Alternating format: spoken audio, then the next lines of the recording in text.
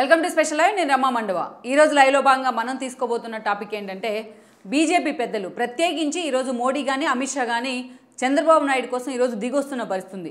స్వయంగా నిన్నటి దాకా చంద్రబాబు నాయుడిని పక్కన పెట్టి ఈవెన్ ఆయన అరెస్ట్ అయినా కూడా పట్టించుకోకుండా లైట్ తీసుకున్న బీజేపీ అధిష్టానం ఈరోజు చంద్రబాబును దగ్గర తీసుకునే ప్రయత్నం చేస్తోంది. అంతేకాదు ఈరోజు టీడీపీతో పొత్తులు పెట్టుకొని మరి రేపటి ఎన్నికలను ఫేస్ చేసే ప్రయత్నం అయితే జరుగుతోంది. ఒక్క మాటలో చెప్పాలంటే ఈ రోజున మాజీ సీఎంగా ఏపీ మాజీ సీఎంగా ఉన్న చంద్రబాబు నాయుడు కోసం అమిత్ షా అండ్ మోడీ 1000 మెట్లు దిగుతూ కిందకు వస్తూ ఉన్నారు. ఎలాగైనా సరే చంద్రబాబుతో పొత్తులు పెట్టుకుని రేపటి ఏపీ ఎన్నికల్లో కలిసి నడవాల్సిందే అన్న నిశ్చయాభిప్రాయానికి అయితే వచ్చినట్టు తెలుస్తోంది. సో అసలు ఎందుకు ఈ రోజున అటు మోడీ కానీ షా కానీ టీడీపీ పొత్తుల విషయంలో అంత స్టబ్బోరన్గా ఆలోచన చేస్తూ ఉన్నారు? ఇక్కడ చూసినట్లయితే కూడా నిన్నటి వరకు చంద్రబాబు నాయుడు లైట్ తీసుకున్న బీజేపీ అధిష్టానం ఆలోచనలో ఎందుకు మార్పు వచ్చింది? అమిత్ షా లాంటి వాళ్ళు కూడా స్వయంగా చంద్రబాబు నాయుడుకి ఫోన్ చేసి ఎందుకు పిలిపించుకుంటూ ఉన్నారు? ఈరోజు ఇన్ని మెట్లు దిగి చంద్రబాబు నాయుడుతో పొత్తుల కోసం వాళ్ళు ఎందుకు వస్తూ ఉన్నారు? నిజంగా రాష్ట్రంలో టీడీపీ అవసరాన్ని వాళ్ళు గుర్తించారా, లేకుంటే ఎన్డీఏలో తమకు ఒక నమ్మకమైన మిత్రపక్షంగా టీడీపీ ఉండాలని భావిస్తూ ఉన్నారా? అసలు బీజేపీకి ఈ ఓవరాల్ ఎపిసోడ్లో క్షవరం అయ్యాకే వివరం తెలిసి వచ్చిందన్న విమర్శలు ఎందుకు వ్యక్తమవుతూ ఉన్నాయి? ఈ రోజును చూసినట్లయితే కూడా ఓవరాల్గా ఎప్పుడైతే చంద్రబాబు నాయుడిని స్వయంగా ఫోన్ చేసి మరీ పిలిపించుకొని అమిత్ షా పొత్తుల కోసం చర్చలు జరిపారో అప్పటి నుంచి కూడా ఇప్పటిదాకా మనం చెప్పుకున్న ప్రశ్నలన్నీ కూడా చాలా ఆసక్తిని కూడా రేకెత్తిస్తూ ఉన్నాయి. సో ఇలాంటి సిచ్యువేషన్లో అసలు మొన్నటి నుంచి జరుగుతున్న పరిణామాలని గత 5 ఏళ్లుగా రాష్ట్రంలో జరిగిన పరిణామాలను కూడా అవే ఈ రోజున ఈనాటి పరిస్థితులకు దారితీసాయన్న అంశాన్ని కూడా మనం ఇక్కడ చర్చించాలి. గతంలో మనం చూసుకున్నట్లయితే ఎప్పుడు కూడా చాలాసార్లు మనం హైలైట్ చేసుకున్నాం బీజేపీ అండ్ టీడీపీ మధ్య జాతీయ స్థాయిలో ఏ సంబంధాలు ఉండేటివి అనేది. అది కూడా వాజ్పేయి హయాంలో, అందుకని అంతకుముందు ఎన్టీఆర్ దగ్గర నుంచి చంద్రబాబు నాయుడు హయాం దాకా ఆ స్థాయిలో బీజేపీ నేతలతోనూ బీజేపీ అగ్రనేతలతోనూ ఇప్పటికీ అద్వానీ లాంటి ఒక veteran leaders like Uma Bharti, George Fernandes లాంటి నేతలతోనూ చంద్రబాబు నాయుడుకి ఆ స్థాయిలో సంబంధాలు కొనసాగిస్తూ వచ్చారు ఆయన ఎన్టీఆర్తో సహా. ఇక పర్టికులర్లీ అండ్ మనం ఎన్నోసార్లు చెప్పుకున్నాం 2014 తర్వాత పరిణామాలను ఇక్కడ మనం హైలైట్ చేసుకోవాలి. ఆ రోజు ఎన్డీఏని బలోపేతం చేసే క్రమంలో ప్రధాన అభ్యర్థిగా మోడీ ఫోకస్ అవుతూ వచ్చారు. అండ్ దెన్ మోడీని బీజేపీ నేతలు కూడా ఫోకస్ చేశారు. ఈ క్రమంలోనే మోడీ ఎన్డీఏలోకి రావాల్సిందిగా చంద్రబాబు నాయుడుని ఆహ్వానించడం కానీ, విభజిత ఆంధ్రప్రదేశ్ అప్పుడున్న సిచ్యువేషన్లో మిగతా రాష్ట్రాలతో కంపేర్ కావాలంటే జాతీయ స్థాయిలో ఒక పార్టీతో పొత్తులు అవసరమని కూడా చంద్రబాబు నాయుడు భావించారు. బీజేపీతో పొత్తులు పెట్టుకున్నారు. అధికారాన్ని కూడా హస్తగతం చేసుకోగలిగారు ఆ రోజున. అటు కేంద్రంలో మోడీ, ఇటు రాష్ట్రంలో చంద్రబాబు నాయుడు సీఎంలు పీఎంలు అయ్యారు. పదవులను కూడా పంచుకోవడం కూడా జరిగింది. ఈ పరిణామాలు అన్నిటి తర్వాత 2 ఏళ్ల పాటు వాళ్ళిద్దరి మధ్య సత్సంబంధాలే కొనసాగుతూ వచ్చాయి.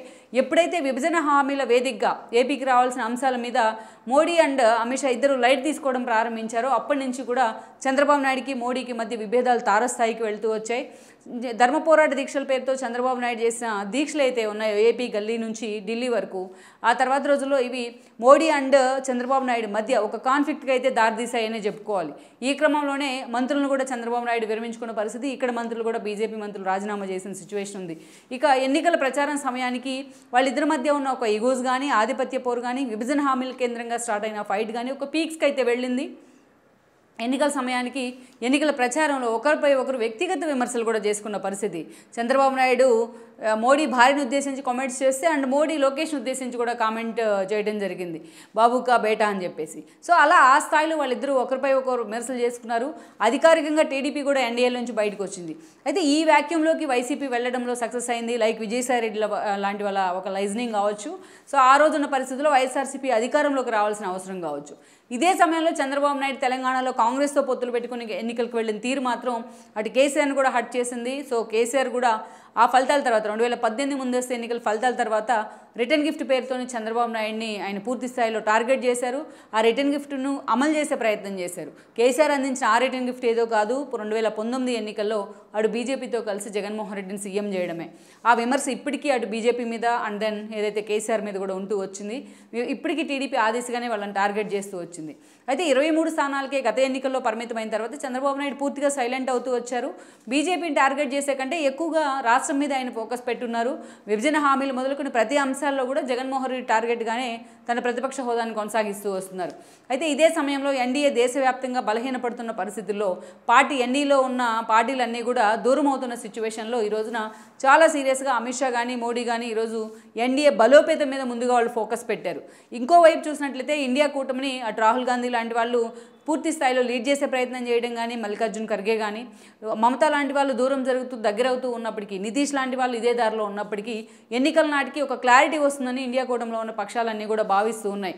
సో ఇలాంటి సిచ్యువేషన్లో ఇండియా కూటమిని నల్లిఫై చేయాలన్నా అండ్ దెన్ ఎన్డీఏని బలోపేతం చేయాలన్నా గతంలో తమకి సాలిడ్ మిత్రపక్షాలుగా ఉన్న నేతలందరినీ కలుపుకోవాల్సిన అవసరం బీజేపీకి ఏర్పడింది. దానిలో భాగంగానే ఈ రోజున పలు రాష్ట్రాల్లో సర్వేలు కూడా చేయించుకుంటూ ఉన్నారు. అయితే అటు కర్ణాటకలో అండ్ దెన్ తెలంగాణలో బీజేపీ చేసిన ఒక ప్రయోగం అయితే ఒక విఫల ప్రయోగంగా మిగిలింది. అందుకే ఈ రోజున ఏపీ మీద చాలా సీరియస్గా ఫోకస్ పెట్టారు.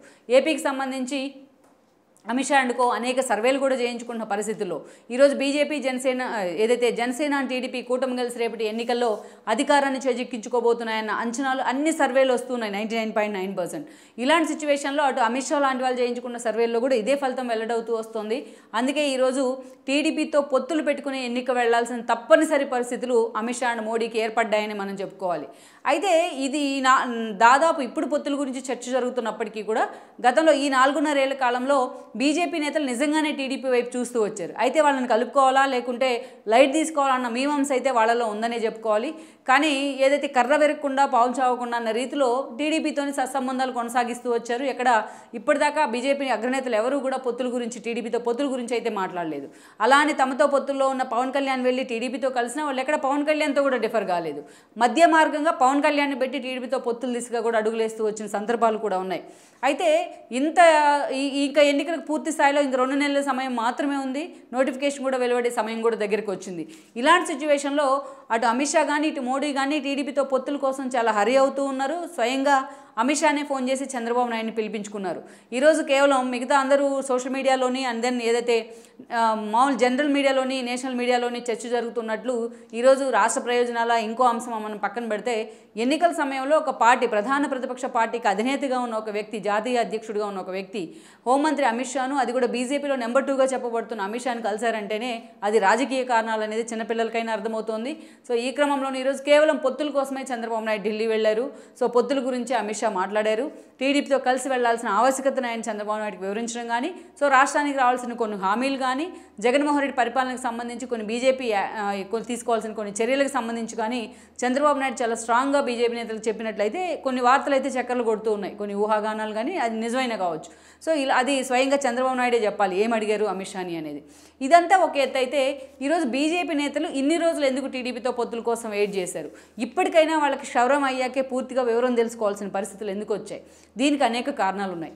ఇక్కడ ఎప్పుడైతే 2019 ఎన్నికల కంటే ముందు జగన్మోహన్ రెడ్డితో అనధికారికంగా బీజేపీ నేతలు చేతులు కలిపారు, అటు కేసీఆర్ లాంటి వాళ్ళు కూడా ఈ స్కీమ్లో భాగస్వామ్యమైన పరిస్థితి ఉంది. అప్పట్లో జగన్మోహన్ రెడ్డి 151 సీట్లతో ఒక థంబింగ్ మెజారిటీతో సీఎం అయ్యారంటేనే మనం అర్థం చేసుకోవచ్చు ఏ స్థాయిలో అటు బీజేపీ కానీ ఇటు కేసీఆర్ కానీ జగన్మోహన్ రెడ్డికి అటు ఆర్థిక అండదండలు కానీ మిగతా విషయాల్లో పుష్కలంగా సహాయపడ్డారు అనేది. ఇక అప్పటి నుంచి మనం చూస్తే రాష్ట్రంలో అనేక రకాల సంక్షోభాలు ఎదుర్కొంటూ వచ్చింది ఏపీ. ప్రత్యేకంగా ఆర్థిక వ్యవస్థ అతలాకుతలమైన పరిస్థితి ఉంది. అయినా ఇక్కడికి వచ్చి ఢిల్లీలో కమెంట్లు చేయడం, ఇక్కడికి వచ్చి జగన్మోహన్ రెడ్డిని హత్తుకోవడం లాంటి పరిణామాలు బీజేపీ కేంద్ర మంత్రులు కూడా చేస్తూనే వచ్చారు. ఇక అనేక సార్లు జగన్మోహన్ రెడ్డి పరిపాలనా విధానానికి సంబంధించి అనేక విమర్శలు వచ్చాయి. లైక్ ఆయన రివర్స్ టెండరింగ్ పేరుతో అంతర్జాతీయ స్థాయిలో ఏపీ పరువు తీశారనే విమర్శలు వచ్చిన బీజేపీ అగ్రనేతలు ఎక్కడ ఆయన పాలన కళ్ళెం వేసే ప్రయత్నం చేయలేదు. ఇక అనేక అంశాల్లో స్వయంగా మోడీనే వచ్చి పవిత్రమైన మట్టి నీళ్లు తీసుకొచ్చి స్వయంగా ఆయన చేతుల మీదుగా ఓపెనింగ్ జరిగిన అమరావతిని జగన్మోహన్ రెడ్డి ఈరోజు పూర్తి స్థాయిలో పక్కన పెట్టారు. మహిళలంతా రోడ్డెక్కి తమ రోదన వినిపించినా ఎక్కడా మోడీ అనుకో పట్టించుకున్న పాపానైతే పోలేదు ఈ 4.5 ఏళ్ల నుంచి.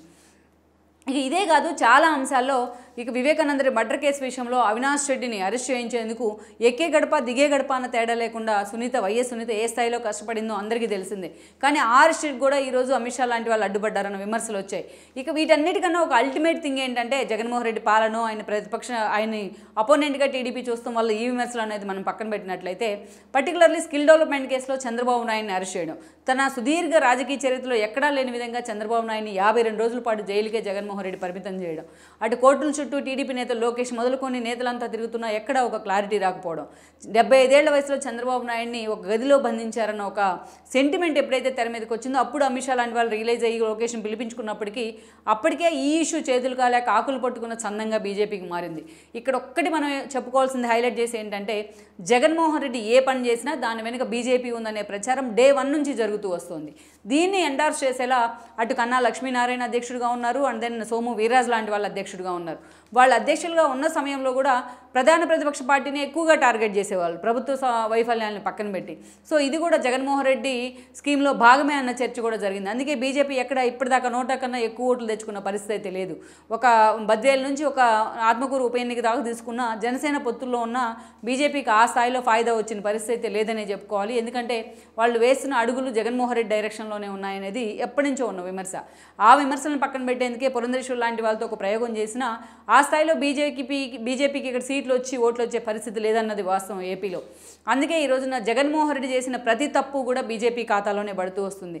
రాష్ట్రంలో ఆర్థిక వ్యవస్థ అతలాకుతలం అవుతున్నా బీజేపీ నేతలు పట్టించుకోలేదన్న ఒక విమర్శ, రివర్స్ టెండరింగ్ పేరుతో పాలన వెనక్కి తీసుకెళ్లినా బీజేపీ కేంద్రం దోబూచులాడుతోందని ఒక విమర్శ, కాగ్ లాంటివి ఎన్నోసార్లు జగన్మోహన్ రెడ్డి ఆర్థిక విధానాల మీద అక్షంతలు వేసిన బీజేపీ అగ్రనేతలు చూస్తూ ఉండిపోయారనేది ఒక వార్త అయితే, జగన్మోహన్ రెడ్డి బెయిల్ మీద ఇన్ని రోజులు బయట ఉన్నా మోడీ అంశ ఆయన్ని పట్టించుకోలేదనేది ఇంకో విమర్శ.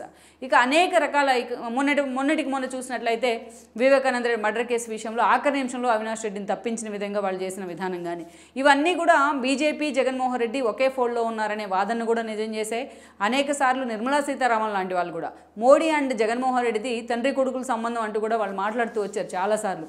ఇవన్నీ కూడా జనంలో అలాంటి ఒక మెసేజ్నే తీసుకెళ్ళి, అందుకే ఈ రోజున కాంగ్రెస్ మీద విభజన చేసిందని ఎంత కోపంతో ఉందో, కట్టుబట్టలతో కాంగ్రెస్ మిగిల్చిందని ఎంత కోపం ఉందో, అదే స్థాయిలో బీజేపీ ఆ కట్టుబట్టలను కూడా తీసుకెళ్తుందన్న కోపంలో ఉన్నారు ఏపీ ప్రజలు.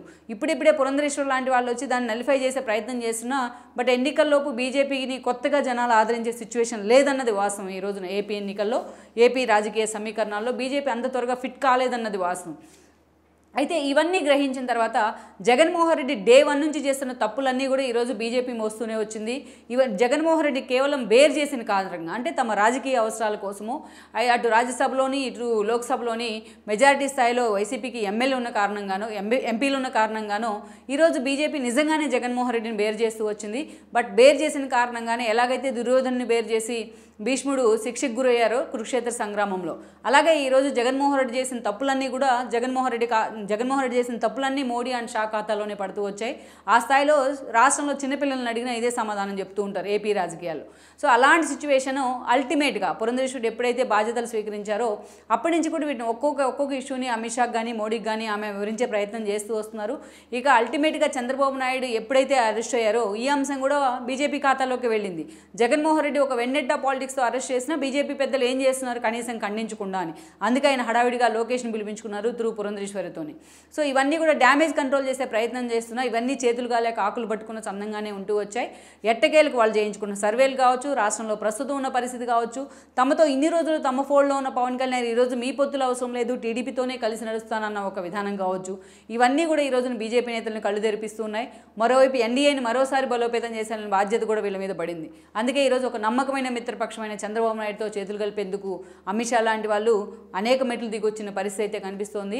ఒక్క మాటలో మనం చెప్పుకోవాలంటే బీజేపీకి ఈ 4.5 ఏళ్లలో క్షౌరం అయ్యాకే వివరం తెలిసిన పరిస్థితులు అయితే ఈరోజు స్పష్టంగా కనిపిస్తూ వస్తున్నాయి. మరి టీడీపీతో కలిసి నడవాలనుకుంటున్న బీజేపీ ముందు టీడీపీ ఎన్ని సీట్లు ఇస్తుంది, టీడీపీ ఎన్ని సీట్లు ఇస్తే ఎక్కడెక్కడ బీజేపీ పోటీ చేస్తుంది అనేది, బీజేపీ బలం ఎంత ఉందనే అంశాలు పక్కన పెడితే బీజేపీ రాష్ట్ర ప్రజలకు మాత్రం ప్రత్యేకించి ఏపీ రాష్ట్ర ప్రజలకు సమాధానం చెప్పాల్సిన ప్రశ్నలకు సమాధానాలు అయితే మాత్రం ఎన్నో ఉన్నాయనుకోవాలి.